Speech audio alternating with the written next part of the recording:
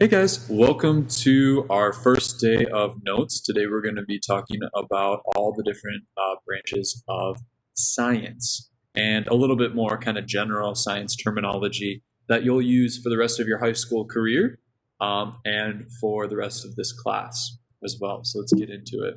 Oops. To start off, usually in class we'd have a little warm up where I want you to kind of think about as many different science subjects as possible. So pause the video, take a moment, think about the science subjects. Let's do it.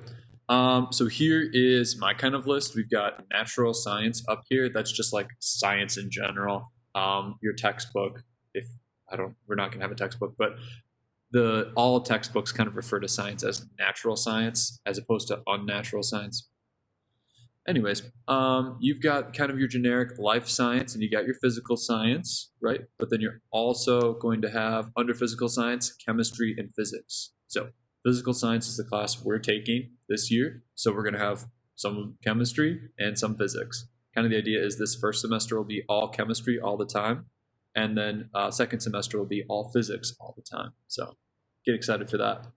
Life science, typically that's biology. These right here, biology, chemistry, and physics, are kind of your big three when it comes to science topics. Pretty much everyone takes a biology class, everyone takes a chemistry class, and everyone takes a physics class. And that's what I would encourage, just to be like a well-rounded scientific adult. Then the other subject, the other kind of big subject, is earth science. And that deals with the earth. So life science, earth science, physical science, those are three sciences that we do. Here are some definitions for you. So you're going to want to jot these down. Earth science talks about the earth and its atmosphere. So like the actual stuff it's made of, like the crust. Life science deals with life and living organisms. So anything that lives, that's life science.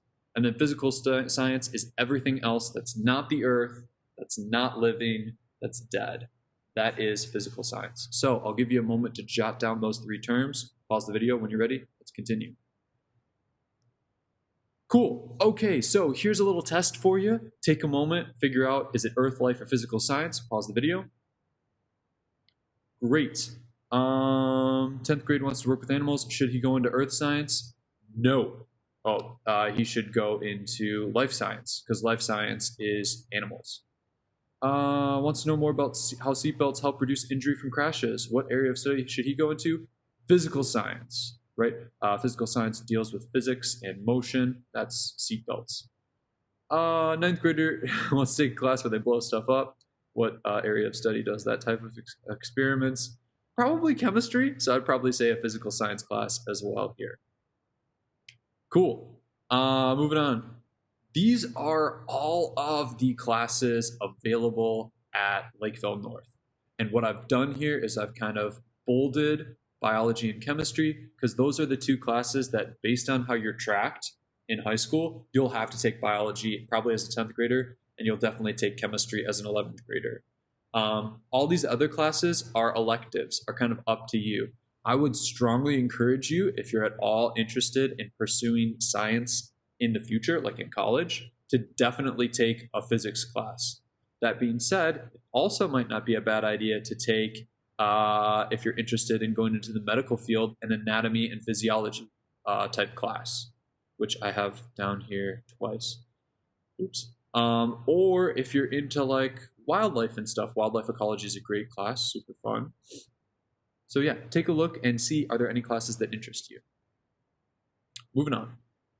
Here is all of those classes that you just saw on the previous page, but now they're organized into earth, life, and physical science. So take a moment to take a look and kind of think, oh, these courses that I'm interested in, what type of, is it earth, life, or physical science? Hopefully you've got a good idea. Moving on here. Here's some vocab to know. I told you earlier that we were going to talk about vocab today, so here it is. We need you to know technology, scientific theory, scientific law, quantitative data, and qualitative data. And we're going to delve into much more detail about these things. So you don't need to write these definitions down right now. We're going to go into more detail about each definition in a little bit, starting with technology. Technology is the application of science for a practical purpose. So usually when we think about technology, we think about things like iPads, computers, the internet, and that's recent technology. But if you take a look at this picture over here, this is actually the Sid Meier's Civilization 5 tech tree, because I'm a huge nerd who plays video games like that. And some technologies way back in the day were things like pottery or like animal husbandry, like farming animals, or archery or mining. So keep in mind that even though we have things like iPads and computers, technology also applies to like any sort of thing that made life easier and used science. So a lot of things that you might not think are technology, like writing, for example, or the wheel, that's considered technology as well. So really broad definition of technology that we're going to use in class. Okay, scientific theory versus scientific law. This is kind of fun. I do have a lot of fun with this because it gets misused a lot in like popular culture. So scientific theory, let's start with law. Scientific law explains what happens. So let me give you an example. A scientific theory explains how it happens. That's not an example, that's the other definition. So you'll see between law and theory, it's what for law, and it's how for theory.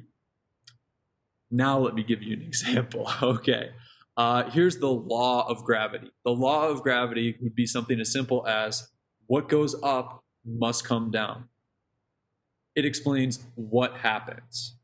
Now, we also have a theory of gravity. Even though we know gravity is a thing, right? There's no gray area, is what I was trying to say.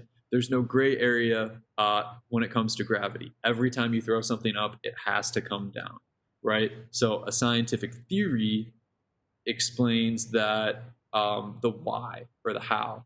So the theory of gravity is objects with mass pull on other objects. So gravity is not up for debate. It's not a theory in that sense, but the theory of gravity explains how gravity works. It works based on mass. Everything with mass pulls. Heavier the mass, the greater the pull. So that's the difference between law and theory. What is a law? Just explains something simple, like if you throw something up in the air, it's going to come back down. That's a law. Theory explains how it's happening. Okay, so now let's talk about pop culture and how theory versus law get misconstrued. And I bet you kind of have figured it out already. You'll hear phrases like global warming is just a theory. It's just a theory. People don't actually know if it's true, if it's a fact, right? So in that sense, they're using theory to mean it's up in the air. We don't necessarily know if it's true or not. But really, global warming as a theory, we'll talk about it. I guess you probably don't have people around you, so I'll just tell you. The difference between global warming, the theory, and global warming, the law. Global warming, the theory would be like, because carbon dioxide goes into the air, we know that it's going to heat up the atmosphere. Global warming, the law, would be as CO2 increases, the temperature of the earth also increases. Or as greenhouse gases increase, the temperature of the earth also increases. So the law is stating the what, the theory is stating the how. Qualitative versus quantitative data. Let's talk about it. Qualit versus quantit. So for those of you that know Latin, this would be very, very helpful to know a little bit of Latin here. Also, for those of you who know Latin, salve. It's all you. That means what's up, pretty much. Anyways, qualitative is a measurement without numbers, and quantitative is a measurement with numbers. So you'll notice that I use the words qualitative is quality, and quantitative has to do with quantity. So when I think of qualitative, I think of the quality of a measurement. Like you could be measuring something like, oh, this is blue. That's a qualitative measurement. Quantitative would be there's 3 of them. So maybe you're measuring a thing of blueberries or something like that. There are 3 blueberries versus the blueberries are blue. Qualitative versus quantitative. Cool. Here is a example of an apple in a bag, and we want you to make 3 quantitative observations and 3 qualitative observations about these apples. So go ahead and take some time, make those observations. I bet you're wondering, Mr. Smith, how many observations can you make about this apple? And well, let me show you. I'm going to tell you that there are 13 apples in total, or you could say a baker's dozen of apples. These are all quantitative, by the way. 3 apples that are kind of red and green. There's 3 unripe apples, kind of saying the same thing, just 2 different ways of defining it. 10 ripe apples or 10 red apples. And you could also say that there's 1 bag. Look at all those quantitative observations I'm able to make. It's because I'm awesome at science, right? Qualitative observations, you could say things like they're tasty, or you could even say that they're icky. Maybe you don't like apples. I don't know. You could say that they're close together. You could say that the apples are red/green in color. You could say that they're in a bag. You could say that they're not moving. All of those things would be qualitative observations. If you had an observation that is not on here, comment down below. You don't have to, but I don't know. I thought that would be fun. Anyways, moving on here. Oh, that's it for the day. So tomorrow we're going to talk about experimentation and variables. So get excited for that. I am super excited for that. Otherwise, take care. Have a great rest of your day.